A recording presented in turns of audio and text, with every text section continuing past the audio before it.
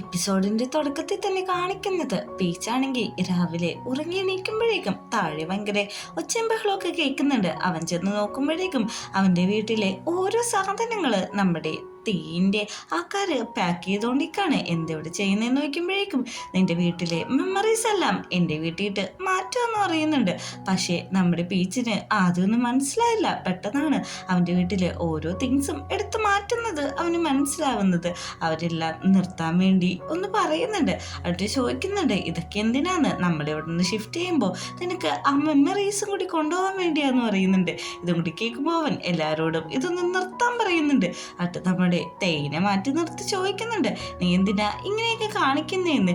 നീ എന്താ ഇങ്ങനെയൊക്കെ പറയുന്നത്? നമ്മൾ പുതിയ വീടെടുത്ത് മാറുമ്പോൾ നിനക്ക് ഓൾറെഡി ഈ വീട് മിസ്സാവും. അപ്പോൾ നിനക്ക് അവിടെ ഒരു മിനി വീട് ഉണ്ടാക്കാൻ വേണ്ടിയിട്ടാന്ന് പറയുന്നുണ്ട്. അതിൻ്റെ ഒന്നും ആവശ്യമില്ല, ഇങ്ങനെയൊന്നും ചെയ്യണ്ട. പിന്നെ എൻ്റെ അനിയത്തിനെ അങ്ങോട്ടേക്ക് കൊണ്ടുവരുന്ന കാര്യം ഞാൻ അവളോട് സംസാരിക്കാന്ന് പറയുന്നുണ്ട്. ഇത് കേൾക്കുമ്പോഴേക്കും നമ്മുടെ തേക്ക് ഒത്തിരി സന്തോഷമാവുന്നുണ്ട്. ഇവരുള്ളിൽ നിന്ന് സംസാരിക്കുന്ന കാര്യങ്ങളെല്ലാം പുറത്തു നിന്ന് മൂക്ക് കേട്ടോണ്ടിരിക്കാണ്. അപ്പോഴാണ് അങ്ങോട്ടേക്ക് റോം വരുന്നത്. റോം വന്നിട്ട് ചോദിക്കുന്നുണ്ട്, ബാക്കിയുള്ളവര് സീക്രട്ട് ആയിട്ടുള്ള കാര്യങ്ങളെ ഇങ്ങനെ ഒളിഞ്ഞിന്ന് കേൾക്കുന്നത് ശരിയാണോന്ന്. പക്ഷേ നമ്മുടെ മൂക്കൊന്നും മിണ്ടാതെ പോകുന്നുണ്ട്. നിനക്ക് മതിയായില്ലേ ഇത്രയൊക്കെ ജോലി ചെയ്തിട്ട്? ഇനി നീ എല്ലാം ഫ്രീ ആക്കി നിൽക്ക്. നിന്റെ ജീവിതാവസാനം വരെയുള്ള ചില കാര്യങ്ങളെല്ലാം ഞാൻ എടുത്തോളാന്ന് പറയുമ്പോൾ അതൊന്നും നമുക്ക് ഇടയിൽ നടക്കില്ല എന്ന് പറഞ്ഞിട്ടാണ് മൂക്ക് പോകുന്നത്. പിറ്റേ ദിവസം രാവിലെ അങ്ങനെ നമ്മുടെ ഓഫീസിൽ പോകാനായിട്ട് റെഡി ആവുന്നുണ്ട്. അവർ രണ്ടുപേരും കൂടിയാണ് പോകുന്നത്. നമ്മുടെ പീച്ചാണെങ്കിൽ അവിടെയുള്ളവർക്ക് എല്ലാവർക്കും തന്നെ കോഫിയൊക്കെ മേടിച്ചുകൊണ്ടാണ് വന്നത്. എന്താണ് ജോലി റിസൈൻ ചെയ്തിട്ടും ഇങ്ങോട്ടേക്ക് വന്നേക്കുന്നതെന്ന് നോക്കുമ്പോഴേക്കും സത്യം പറഞ്ഞാൽ ഞാൻ എൻ്റെ ബോയ് ഫ്രണ്ടിനെ കൊണ്ടേയാക്കാൻ വന്നതാന്ന് പറയുന്നുണ്ട്. പിന്നെ എൻ്റെ അനിയത്തിനെയും കാണണമെന്ന് പറയുന്നുണ്ട്. പുതിയ പ്രൊജക്റ്റില് ഇപ്പോൾ ട്രെൻഡാണ് നമ്മുടെ ക്യാമറമാൻ, അതുകൊണ്ട് തന്നെ അവനെ ഒന്ന് ഹെൽപ്പ് ചെയ്യണമെന്നും ട്രെൻഡ് പറയുന്നുണ്ട്. അതൊക്കെ ഓക്കെ എന്ന് പറയുന്നുണ്ട്. അങ്ങനെ സംസാരത്തിനൊക്കെ ഒടുവില് നമ്മുടെ പീച്ചാണെങ്കിൽ അവിടുന്ന് പോകാണ്. അവൻ പോകുന്ന വഴിയില് നമ്മുടെ റാൻ്റെ കാറ് കാണുന്നുണ്ട്. റാൻ്റെ കാറിൽ നിന്ന് അവൻ ഭയങ്കര സന്തോഷത്തോടെയാണ് ഇറങ്ങി വരുന്നത്. എന്തൊക്കെയുണ്ട്, കണ്ടിട്ട് കുറെ നാളായല്ലോ, സുഖമാണെന്നൊക്കെ ചോദിക്കുന്നുണ്ട്. പെട്ടെന്ന് തന്നെ നമ്മുടെ പീച്ച് നമ്മുടെ തന്മേനെ കണ്ടിട്ട് ചോദിക്കുന്നത്, ഇതാരാണ്? എൻ്റെ പുതിയ ഡ്രൈവർ ആണോ എന്നാണ് ചോദിക്കുന്നത്. അല്ല, എൻ്റെ റൂംമേറ്റ് ആണെന്നാണ് പറയുന്നത്. ഓ, റൂംമേറ്റ് അല്ലേ, ഓക്കെ ഓക്കെ, എല്ലാം മനസ്സിലായി, അന്ന് നടക്കട്ടെ എന്ന് പറയുന്നുണ്ട്. പോകാൻ നിൽക്കുമ്പോൾ തന്മയാണെങ്കിൽ പീച്ചിനോട് ഒന്ന് നിൽക്കാമോ, എനിക്ക് സംസാരിക്കാനുണ്ടെന്ന് പറയുന്നുണ്ട്. ശരിക്കും എൻ്റെ ബോട്ടം ഓഫ് ഹാർട്ടിൽ നിന്ന് എടുത്തു പറയാണ്, ഞാൻ നിന്നോടൊക്കെ ചെയ്തത് തെറ്റാണ്, അതിന് ഞാൻ സോറി ചോദിക്കുന്നു എന്ന് പറയുമ്പോഴേക്കും പീച്ച് പറയുന്നത്, ഇത് അവസാനത്തെ ചാൻസ് ആണ്, ഇത് നീ മിസ് ചെയ്യരുത്.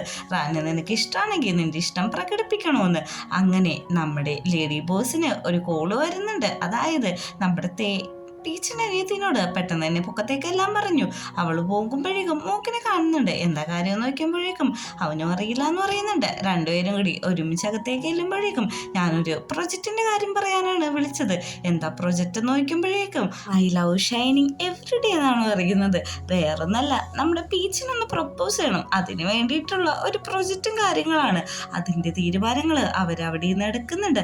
അങ്ങനെ നമ്മുടെ പീച്ചിന്റെ അനിയത്തി വീട്ടിൽ പോയിട്ട് തേയിനെ ഫോൺ ചെയ്തോണ്ട് ഓക്കെ പ്ലാനൊക്കെ തുടങ്ങാന്ന് പറയുന്നുണ്ട്.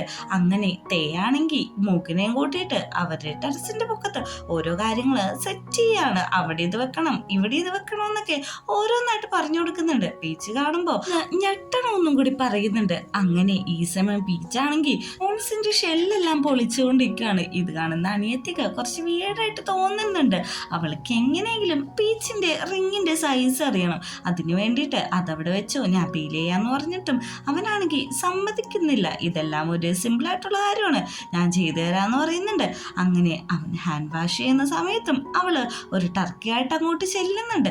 ഞാൻ നിന്റെ കൈ തുടച്ചരാന്ന് പറയുന്നുണ്ട്. അവനാണെങ്കിൽ ഇതൊക്കെ കുറച്ച് വിയേഡായിട്ടാണ് ഫീൽ ചെയ്യുന്നത്. അതിൻ്റെ ഒന്നും ആവശ്യമില്ല, ഇതിങ്ങനെ മേത്ത് തുടച്ചിട്ടുണ്ടെങ്കിൽ അത് പൊക്കോളെന്ന് പറഞ്ഞിട്ട് അവൻ അങ്ങോട്ട് പോവാണ്.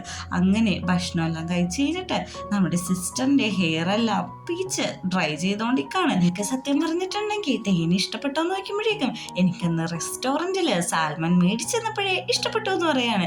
ഈ സമയത്ത് തന്നെ തേ അങ്ങോട്ട് വരുന്നുണ്ട്. വേണമെങ്കിൽ എൻ്റെ ഷെഫിനെ ഇപ്പം ഇങ്ങോട്ട് വിളിക്കാമെന്ന് പറയുന്നുണ്ട്. രണ്ടുപേരും കൂടി നന്നായിട്ട് ചിരിക്കുന്നുണ്ട്. തിരിച്ചാണെങ്കിൽ അനിയത്തിയുടെ മുടിയെല്ലാം കഴുകി വൃത്തിയാക്കി ഡ്രൈ ചെയ്തോണ്ടിരിക്കാണ്. ആ സമയത്ത് അവൻ പറയുന്നുണ്ട്, അമ്മക്ക് നിന്നെ കാണണമെന്ന് ആഗ്രഹമുണ്ട്, നമുക്ക് അങ്ങോട്ട് പോയാലോന്ന്. അതിനെന്താ, തേയിൻ്റെ അമ്മ എൻ്റെ കൂടെ അമ്മയല്ലേ, നമുക്ക് എല്ലാവർക്കും കൂടി ഒരുമിച്ച് പോവാന്നാണ് അവളും പറയുന്നത്. അങ്ങനെ അന്ന് രാത്രി ഉറങ്ങാറാവുന്ന സമയത്ത് നമ്മുടെ പീച്ചിനെ അവൻ്റെ എക്സ് ഗേൾ ഫ്രണ്ട് വിളിക്കാണ്. ഇനിയൊരു ദിവസം കാണാം, നിന്റെ ഒപ്പം വർക്ക് ചെയ്യാതെ പോയതിൽ സോറി എന്നൊക്കെ പറയുന്നുണ്ട്. ഇതെല്ലാം നമ്മുടെ തേയാണെങ്കിൽ പുറകെ നിന്ന് കേൾക്കാൻ ശ്രമിക്കുന്നുണ്ട്. ഓക്കേടാ അന്ന് ശരി, എന്തെങ്കിലും കാണാമെന്ന് പറഞ്ഞിട്ടാണ് ആ കോൾ എന്നെ കട്ട് ചെയ്യുന്നത്. കട്ടായ ഉടനെ നമ്മുടെ തേ ചോദിക്കുന്നത് എന്നാണ് ആ മീറ്റിംഗ് എന്നാണ്. അത് ഒരു മീറ്റിങ്ങിന് വേണ്ടിയിട്ടല്ല, അതൊരു സെന്റൻസ് അവസാനിപ്പിക്കാൻ വേണ്ടിയിട്ട് ചുമ്മാ പറയുന്നതെന്നാണ് നമ്മുടെ പീച്ച് പറയുന്നത്. അല്ല എന്താ നീ ജലസ് ആണോ എന്ന് വയ്ക്കുമ്പോഴേക്കും ജലസ് ഒന്നുമല്ല, നീ ഈ ആമത്തോട് വെച്ചിട്ടുള്ള ആ മ്യൂസിക് ഒന്ന് വായിക്കുമെന്ന് ചോദിക്കുന്നുണ്ട്. ഇതേ സമയമാണ് നമ്മുടെ പീച്ചിൻ്റെ അനിയത്തി മെസ്സേജ് അയക്കുന്നത്, എൻ്റെ പ്ലാനൊന്നും വർക്കൗട്ടായില്ല, അതുകൊണ്ട് പ്ലാൻ ബി തുടങ്ങാന്ന്. അപ്പോഴേക്കും നമ്മുടെ പീച്ചാണെങ്കിൽ ആ മ്യൂസിക് പ്ലേ ചെയ്ത് കൊടുക്കുന്നുണ്ട്. നമ്മുടെ പീച്ചിന്റെ കൈയിന്റെ വിരലിന്റെ അടയാളം കൊടുക്കാൻ വേണ്ടിയിട്ട് തേയാണെങ്കിൽ കയ്യിലൊക്കെ പിടിച്ചിട്ട് ആ ഇൻസ്ട്രുമെന്റ് തട്ടണ പോലെയൊക്കെ ആക്ട് ചെയ്യുന്നുണ്ട്. അങ്ങനെ ഒരു വിധത്തില് നമ്മുടെ പീച്ചിന്റെ വിരലിന്റെ സൈസൊക്കെ നമ്മുടെ തേ ഒപ്പിച്ചെടുക്കുന്നുണ്ട്. അങ്ങനെ അത് ഒപ്പിച്ചതിന്റെ സന്തോഷത്തിലാണ് അവൻ അന്ന് കിടക്കുന്നത്.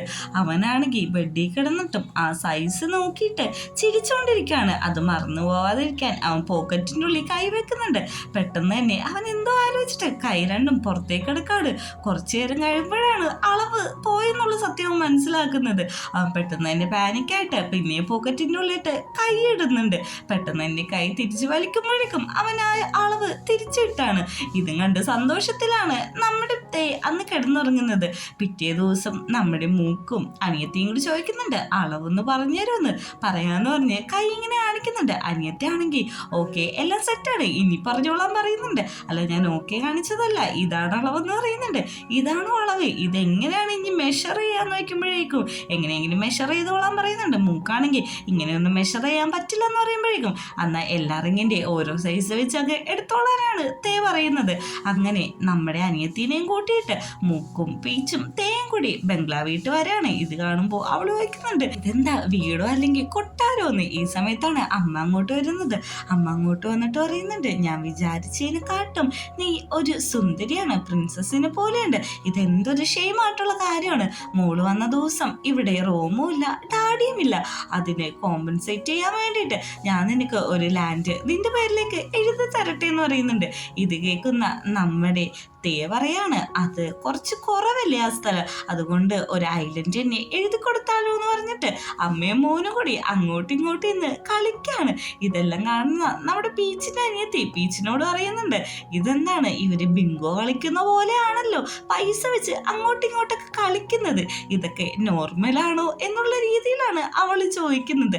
അങ്ങനെ കുറച്ച് സമയത്തിന് ശേഷം നമ്മുടെ പീച്ചും തേയും കൂടി ഒറ്റക്കിരിക്കുമ്പോൾ പീച്ച് ചോദിക്കാണ് അമ്മയുടെ അടുത്ത് അവളെ ഒറ്റക്കാക്കിയത് നല്ല കാര്യമാണോ എന്ന്. അതിനെന്താ അവര് തമ്മിൽ ഇടപഴകട്ടെ, എൻ്റെ അമ്മ വേണമെങ്കിൽ ഒരു 2 മില്യണൊക്കെ പോക്കറ്റ് മണി കൊടുക്കുമെന്ന്. അല്ല ഞാൻ ചുമ്മാ തമാശ പറഞ്ഞാട്ടോ എന്ന് പറയുന്നുണ്ട്. ഈ സമയത്ത് തന്നെ അനിയത്തി അങ്ങോട്ട് വരുന്നുണ്ട്. അവളുടെ മുടിയെല്ലാം അമ്മ കെട്ടിക്കൊടുത്തിട്ടുണ്ട്. ഇതെല്ലാം എനിക്ക് അമ്മ കെട്ടി തന്നതാന്ന് പറഞ്ഞ് സന്തോഷത്തോടെ നമ്മുടെ പീച്ചിനോട് പറയാണ്. അമ്മയാണെങ്കിൽ പറയാണ് ഇവൾ എന്തൊരു പെൺകുട്ടിയാണ്, ഇവൾക്ക് വിലയേറിയ ബാഗും കളക്ഷൻസ് എല്ലാം കാണിച്ചു കൊടുത്തിട്ടും ഞാൻ ഈ മുടി കെട്ടിക്കൊടുത്തതാണ് അവൾക്ക് സന്തോഷം വഹിക്കുന്നതെന്ന്. അങ്ങനെ കുറച്ച് ദിവസം കഴിഞ്ഞിട്ട് നമ്മുടെ തേയാണെങ്കിൽ ഒരു പാട്ട് റൈറ്റ് ചെയ്തുകൊണ്ടിരിക്കുകയാണ്. അതെന്താന്ന് വെച്ചിട്ടുണ്ടെങ്കിൽ നമ്മുടെ പീച്ചിനെ പ്രപ്പോസ് ചെയ്യുമ്പോൾ പാടാൻ വേണ്ടിയിട്ടാണ്. കുറേ അവൻ എഴുതുന്നുണ്ട്, പക്ഷേ അതൊന്നും ശരിയാവുന്നില്ല. അങ്ങനെ അതെല്ലാം ചുരുട്ടിക്കൂട്ടി കളഞ്ഞിട്ട് അവസാനം ഒരെണ്ണം എഴുതുന്നുണ്ട്. ഇത് മതി, ഇത് പെർഫെക്റ്റ് ആണ്, ഇത് തന്നെയാണ് പാടാൻ സൂപ്പർ എന്നൊക്കെ പറഞ്ഞിട്ട് അവൻ പ്രാക്ടീസ് ചെയ്തുകൊണ്ടിരിക്കുകയാണ്. ഇതേ സമയം നമ്മുടെ പീച്ച് അങ്ങോട്ടേക്ക് വരുന്നുണ്ട്. പീച്ചിനോട് അനിയത്തി പറയുന്നുണ്ട് പൊക്കത്തേക്ക് ഒന്ന് കയറി വരാമോന്ന്. അവൻ ലിഫ്റ്റിൽ കയറുമ്പോൾ ലിഫ്റ്റ് ഓട്ടോമാറ്റിക്കായിട്ട് 35ാമത്തെ നിലയിലേക്ക് പോവാണ്. അവൻ അവിടെ ചെല്ലുമ്പോൾ കാണുന്നത് നമ്മുടെ തേയാണെങ്കിൽ നേരത്തെ എഴുതിയ പാട്ടെല്ലാം പാടിക്കൊണ്ട് ഭയങ്കര നല്ല രീതിയിൽ പെർഫോം ചെയ്തുകൊണ്ടിരിക്കുകയാണ്. അവിടെ നോട്ടും നമ്മുടെ പീച്ചിൻ്റെ അനിയത്തിയും മൂക്കും എല്ലാവരും ഉണ്ട്. പാട്ടിനൊടുവിൽ നമ്മുടെ പീച്ചിനെ അങ്ങ് പ്രപ്പോസ് ചെയ്യാണ്. പീച്ചാണെങ്കിൽ അതിന് ഇഷ്ടം പറയുന്നുണ്ട്. എല്ലാവർക്കും ഭയങ്കര സന്തോഷമാവുന്നുണ്ട്. ഇതെല്ലാം ലൈവ് സ്ട്രീം നടന്നുകൊണ്ടിരിക്കുകയാണ്. അങ്ങനെ നമ്മുടെ തേയിൻ്റെ ഉദ്ദേശം പോലെ അറിഞ്ഞ് കറക്റ്റായിട്ട് തന്നെ നമ്മുടെ പീച്ചിൻ്റെ കയ്യിൽ കയറാണ്. എല്ലാം കഴിഞ്ഞ് അവർ ഒറ്റയ്ക്ക് ഇരിക്കുമ്പോൾ പറയുന്നുണ്ട് ഞാൻ ഈ സ്ഥലം ചൂസ് ചെയ്തതിന് നമ്മുടെ കുറേ മെമ്മറീസ് ഇവിടെയുണ്ട്, പിന്നെ നിനക്ക് ആൾക്കൂട്ടൊന്നും ഇഷ്ടമല്ല കുഴപ്പമില്ലല്ലോ എന്ന്. പക്ഷെ നീ ഇതല്ല ലൈവ് സ്ട്രീം ചെയ്തില്ലേ നോക്കുമ്പോൾ അത് ഇത്ര വലിയ കമ്പനി എങ്ങനെയാണ് അത് ചെയ്യാതിരിക്കാന്നാണ് നമ്മുടെ തേ ചോദിക്കുന്നത്. അങ്ങനെ കുറച്ച് ദിവസത്തിന് ശേഷം അവർ വെഡ്ഡിങ് ഡേ ആണ്.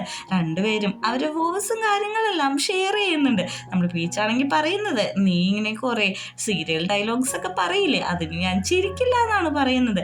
അങ്ങനെ അവർ കല്യാണം കഴിഞ്ഞ് നിൽക്കുന്ന സമയത്ത് നമ്മുടെ തേ പറയുന്നുണ്ട്, നിനക്ക് ഇനിയൊരു സർപ്രൈസ് ഉണ്ടെന്ന്. ഇനി എന്താണ് ഇത്ര വലിയ സർപ്രൈസ് എന്ന് നമ്മുടെ പീച്ച് ചോദിക്കുന്നുണ്ട്. അപ്പോഴാണ് അങ്ങോട്ടേക്ക് ആ രണ്ട് കുട്ടികൾ ഓടി വരുന്നത്. അവരെ കാണുന്ന നമ്മുടെ പീച്ചാണെങ്കിൽ ഓടിച്ചെന്ന്, നിങ്ങളെന്ത് ഇവിടെ നോക്കുമ്പോഴേക്കും ഞങ്ങളെ ഇങ്ങോട്ട് ഡാഡിയാണ് ഇൻവൈറ്റ് ചെയ്തതെന്ന് പറയുന്നുണ്ട്. ബീച്ച് തിരിഞ്ഞു നോക്കുമ്പോൾ തേയാണ് കാണുന്നത്. അവിടെ നിന്ന് ഒരു ഫ്ലാഷ് ബാക്ക് കാണുന്നുണ്ട്.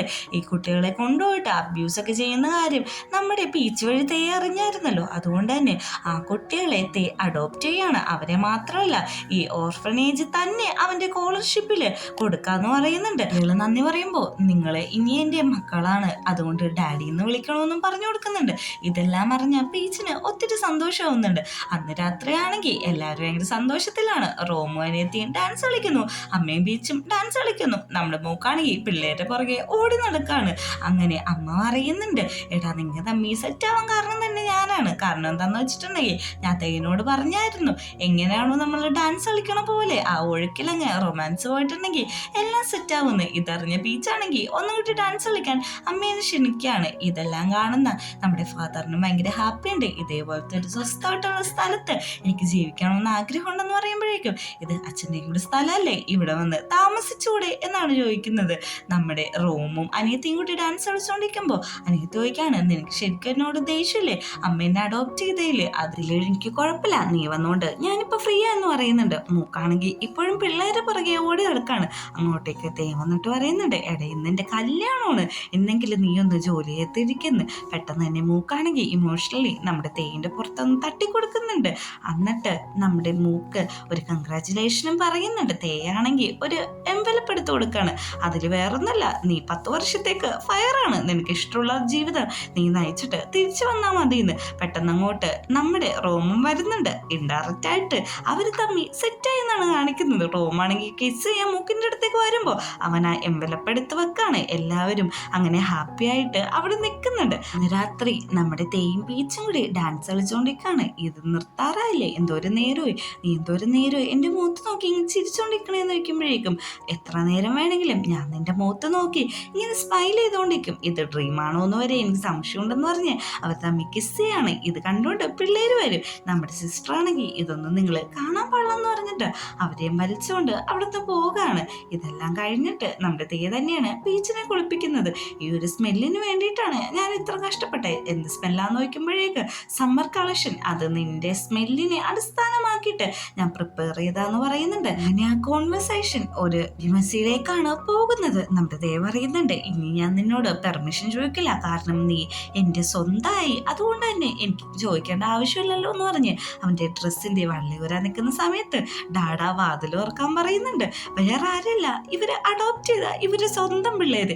നിങ്ങളെന്താ ഇവിടെ നോക്കുമ്പോഴേക്കും എന്നോട് റോമങ്ങൾ പറഞ്ഞായിരുന്നു, ഇന്ന് നിങ്ങളുടെ ഫസ്റ്റ് നൈറ്റ് ആയതുകൊണ്ട് ഭയങ്കര ഫണ്ണായിരിക്കും, അതുകൊണ്ടാണ് ഞങ്ങൾ ഇങ്ങോട്ട് വന്നേന്ന് പറയുന്നുണ്ട്. ഉണ്ടാതെ കിടന്ന് ഉറങ്ങാനാണ് ബീച്ച് പറയുന്നത്. തേക്കാണെങ്കിൽ സങ്കടം ഉണ്ടെങ്കിലും അവനൊന്ന് തലോടിയപ്പോ അവന്റെ സങ്കടമൊക്കെ പോയി. ഒരു കിസ്സും കൊടുത്ത് ഐ ലവ് യു എന്ന് പറഞ്ഞിട്ട് എല്ലാം കൂടി കിടന്നുറങ്ങാണ്. അത് കഴിഞ്ഞ് കുറച്ച് ദിവസം കഴിഞ്ഞിട്ട് രണ്ടുപേരും കൂടി കുളിച്ചുകൊണ്ടിരിക്കുന്ന സമയത്ത് നമ്മുടെ ബീച്ച് ചോദിക്കുന്നുണ്ട്, എന്താ നമുക്ക് എന്തെങ്കിലും പുതിയതായിട്ട് എന്തെന്ന് നോക്കുമ്പോൾ എന്ത് ചെയ്യുന്നു പറയുമ്പോഴേക്കും, എന്നാ നമുക്ക് വല്ല സീരിയലും പഠിക്കാം, അതിന് കഥയ്ക്കല്ല ഇഷ്ടമെന്ന് നോക്കുമ്പോഴേക്കും പെട്ടെന്ന് തന്നെ നമ്മുടെ തേയാണെങ്കിൽ സീരിയലുകാരെ കോണ്ടാക്ട് ചെയ്തിട്ട് ലീഡിങ് ആയി നിൽക്കുന്ന ഒരു ചാനല് അവന്റെ പേരിട്ട് മേടിക്കാണ്. ആ ചാനലിന്റെ പേര് ഞാൻ പറയുന്നില്ല, ഇവരുടെ ഈ വീഡിയോസ് ഒക്കെ ഇടുന്ന അതേ ചാനൽ തന്നെയാണ്. ഒരു പ്രൊമോഷന്റെ ഭാഗമാണെന്ന് തോന്നുന്നു. എന്നിട്ട് അതിന്റെ ഡയറക്ടറിനോട് പറയുന്നുണ്ട്, സീരിയൽ നല്ല രീതിക്ക് പിടിച്ചില്ലെങ്കിൽ ഞാൻ നിന്നെ കൊല്ലുമെന്ന്. ഈ ഒരു സീനും കൂടി കാണിച്ചിട്ടാണ് ഈ സീരീസ് അവസാനിക്കുന്നത്.